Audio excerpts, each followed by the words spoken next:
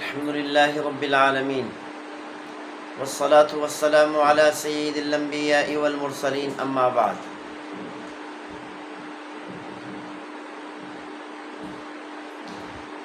مولانا فضل الرحمان صاحب دام برکاتہ العالیہ نے قومی اسمبلی میں ایک بیان فرمایا، بڑا ہی دلیرانہ گفتگو تھی اور بڑا ہی دلیرانہ بیان تھا۔ مولانا فضل الرحمان صاحب دام برکاتہ العالیہ نے فرمایا کہ شیخ الحدیث مولانا ادریس صاحب رحمۃ اللہ علیہ کو شہید کر دیا گیا، اور اسی طرح مولانا حسن جان صاحب رحمۃ اللہ علیہ جو شیخ الحدیث ادریس رحمۃ اللہ علیہ کے سسر تھے، وہ قومی اسمبلی کے ممبر رہے، ان کو بھی شہید کر دیا گیا۔ اور اسی طرح وانا کے مولانا نور محمد رحمۃ اللہ علیہ قومی اسمبلی کے ممبر تھے، ان کو بھی شہید کر دیا گیا۔ اور ایک ایک جلسے میں ہم نے 80 جنازے اٹھائے، اور وزیرستان کے ہمارے تمام ذیلی صدور کو شہید کر دیا گیا۔ شیخ الحدیث ادریس رحمۃ اللہ علیہ یہ بھی صوبائی اسمبلی کے ممبر تھے، صوبائی اسمبلی کے ممبر رہے، ان کو بھی بے دردی سے شہید کر دیا گیا۔ ہم پاکستان کے آئین کا احترام کر رہے ہیں، پاکستان کے قانون کا احترام کر رہے ہیں، اور ہمارے ہی اس ملک اسلامی ملک کے اندر علماء کرام کو شہید کیا جا رہا ہے۔ خاص طور پر جمعیت علماء اسلام کے ارکان کو نشانہ بنایا جا رہا ہے۔ حکومت پاکستان کو چاہیے کہ جس طرح ہم اپنے اس ملک کے آئین کا اور قانون کا احترام کر رہے ہیں، اس حکومت کو بھی چاہیے کہ یہ حکومت ہمارا بھی احترام کرے۔ یہ شہادتوں کا سلسلہ کب تک چلتا رہے گا؟ کب تک ہم پر اس طرح کی زیادتیاں ہوتی رہیں گی؟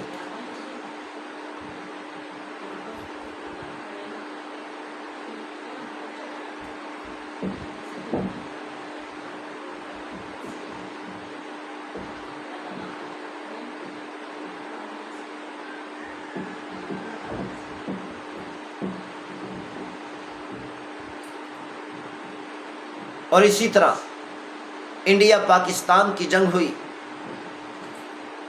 انڈیا نے پاکستان کے بعض شہروں پر حملہ کیا، تو پاکستان نے اس کا منہ توڑ جواب دیا کہ جب پاکستان نے امریکہ سے بات کی کہ یہ انڈیا ہمیں نقصان پہنچانے کی کوشش کر رہا ہے، تو امریکہ نے کہا میرا اس سے کوئی تعلق نہیں۔ کیوں؟ اس لیے کہ امریکہ کی سوچ تھی کہ ہم پاکستان کو ختم کرنا چاہتے ہیں۔ اب انڈیا اور پاکستان کے آپس میں جنگ چھڑ گئی ہے، انڈیا بڑا پاورفل ملک ہے، اب پاکستان کی خیر نہیں، یہ بھارت انڈیا پاکستان کو صف ہستی سے مٹا دے گا، ہمیں ہتھیار اٹھانے کی ضرورت نہیں، ہمیں پاکستان پر حملے کرنے کی ضرورت نہیں ہے۔ امریکہ کو بڑی خوشی ہوئی کہ اب بھارت نے پاکستان پر حملے شروع کر دیے ہیں، اب پاکستان کی خیر نہیں۔ جیسے ہی پاکستان نے دیکھا کہ امریکہ بھارت کو روکنے کی کوشش نہیں کر رہا، تو پاکستان نے جوابی کارروائی کی اور انڈیا کے دانت توڑ کے رکھ دی۔ جیسے ہی امریکہ نے دیکھا کہ اب پاکستان انڈیا پر چڑھ دوڑا ہے، اب انڈیا کی خیر نہیں، اور انڈیا کا وزیر اعظم مودی وہ بھی چیخنے لگا، امریکہ کے سامنے چلانے لگا کہ جلدی سے پاکستانی فوج کو روکیں، ورنہ ہمارے پورے ملک کو تہس نہس کر کے رکھ دیں گے، ہمارے پورے ملک پر قبضہ کر لیں گے۔ تو پھر درمیان میں امریکہ آیا، پھر امریکہ نے درمیان میں آ کر چھلانگ لگا دی کہ کہیں یہ پاکستان انڈیا پر قبضہ نہ کر لے، پاکستان کے پاس اور زیادہ طاقت نہ آ جائے۔ تو امریکہ نے فوراً مداخلت کی اور پاکستان کو جنگ سے روک لیا۔ فلسطین کی طرف دیکھتے ہیں کہ اسلامی ملک فلسطین پر اسرائیل حملے کرتا چلا جا رہا ہے اور قبضے پر قبضے کرتا چلا جا رہا ہے، اور اس اسرائیل اور فلسطین کی جنگ میں، اسرائیلی حملوں میں 70,000 فلسطینی مسلمان شہید ہو گئے، 1.5 لاکھ فلسطینی مسلمان زخمی ہوئے ہیں، اور ان میں سے کچھ معلوم نہیں کتنے صحت یاب ہوئے اور کتنے دنیا سے رخصت ہو گئے، کتنے شہید ہو گئے۔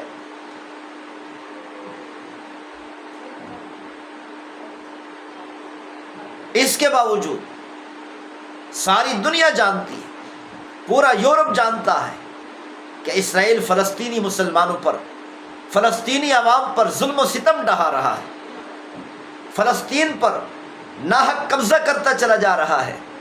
اس کے باوجود بھی امریکہ نے اسرائیل کا تعاون کیا، اسرائیل کو اسلحہ دیا، مزید طاقتور کیا تاکہ یہ اسرائیل فلسطینیوں کو ختم کر دے اور مسلمانوں کو فلسطین کی سرزمین سے نکال دے۔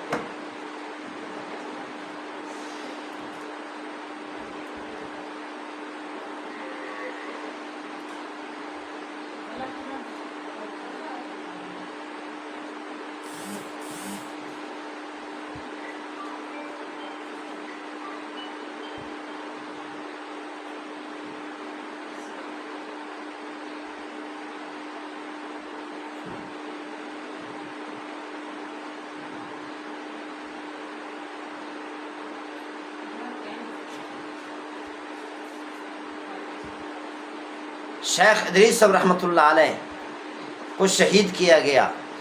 یہ اتنی بڑی شخصیت تھی، اتنے بڑے عالم تھے کہ روزانہ 2800 طلباء کرام کو حدیث کا درس دیا کرتے تھے۔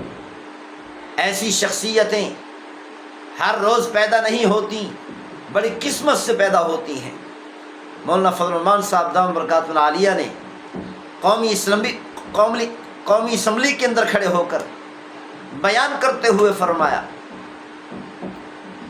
کہ امریکہ سے لے کر پاکستان تک جتنے یورپی ممالک ہیں، امریکہ بھی جمہوریت کو نہیں چاہتا، برطانیہ، چین، فرانس، تمام یورپی ممالک جمہوریت کو نہیں چاہتے۔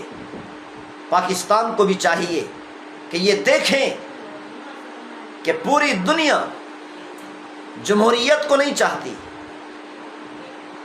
یہی وجہ ہے کہ سرمایہ داری ننگی ہو کر سامنے آ رہی ہے۔ جس ملک کو بھی دیکھتے ہیں کہ یہ ہمارا مخالف ہے، جس ملک کو بھی دیکھتے ہیں یہ ہماری بات نہیں مان رہا، تو اس پر حملے شروع کر دیتے، اس کو ختم کرنا شروع کر دیتے، اس پر جنگ کو مسلط کر دیتے۔ دیکھیں لبنان کا کیا حال ہے، فلسطین کا کیا حال ہے، اور یہ جنگ چلتے چلتے آج ایران تک پہنچ چکی ہے۔ ایران پر بھی حملے کر رہا ہے امریکہ۔ کیوں؟ اس لیے کہ ایران میری بات نہیں مانتا، ایران نے میرے سامنے سر کیوں نہیں جھکایا۔ اب دنیا کے اندر سرمایہ داری ننگی ہو کر سامنے آ رہی، اسی کو سرمایہ داری کہتے ہیں، اور یہی چیز پاکستان میں بھی آ رہی ہے کہ پاکستان کے اندر دیکھے کہ علماء کرام کو شہید کیا جا رہا ہے، جن کے بارے میں بھی لوگوں کی سوچ ہوتی ہے، حکمرانوں کی سوچ ہوتی ہے کہ یہ ہماری بات نہیں مانتے، ہمارے سامنے سر نہیں جھکاتے، ان کو شہید کر دیا جاتا ہے۔ اس طرح کا ظلم و ستم کب تک چلتا رہے گا؟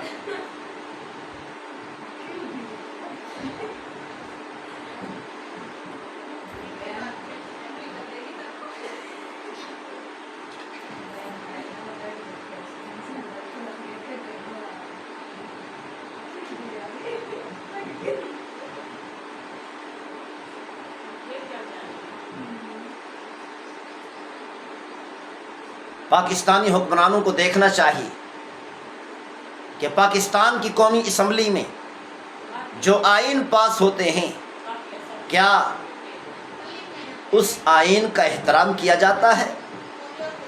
کیا اس آئین کو نافذ کرنے کی کوشش کی جاتی ہے؟ اسی قومی اسمبلی کے اندر، پارلیمنٹ کے اندر آئین پاس ہوا تھا کہ سن 2028 یکم جنوری سے پاکستان میں سود کا خاتمہ ہو جائے گا۔ کیا حکومت پاکستان سود کا خاتمہ کرنے کی کوشش کر رہی ہے؟ کیا کسی بینک کے اندر، کسی ادارے کے اندر سود کو ختم کرنے کی کوشش کی گئی؟ کیا واقعتاً اس آئین کا احترام کیا جائے گا؟ اور اس آئین کے مطابق کیا واقعتاً سن 2028 یکم جنوری کو سود کا خاتمہ پاکستان سے کر دیا جائے گا؟ ظاہری طور پر آثار کو دیکھنے سے معلوم ہوتا ہے بہت مشکل ہے۔ پاکستان کی پارلیمنٹ کے اندر جو قوانین پاس ہوتے ہیں، جو آئین پاس ہوتے ہیں، خود حکومت اس کا احترام نہیں کرتی۔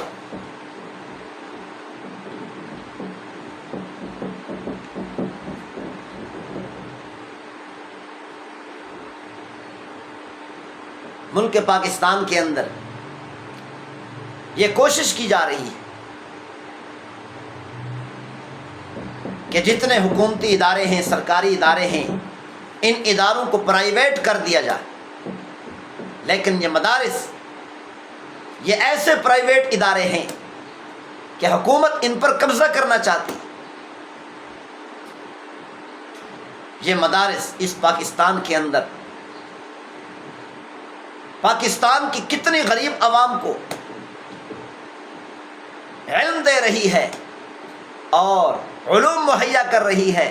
ان مدارس کی وجہ سے کتنی غریب عوام صاحب علم بن رہی ہے،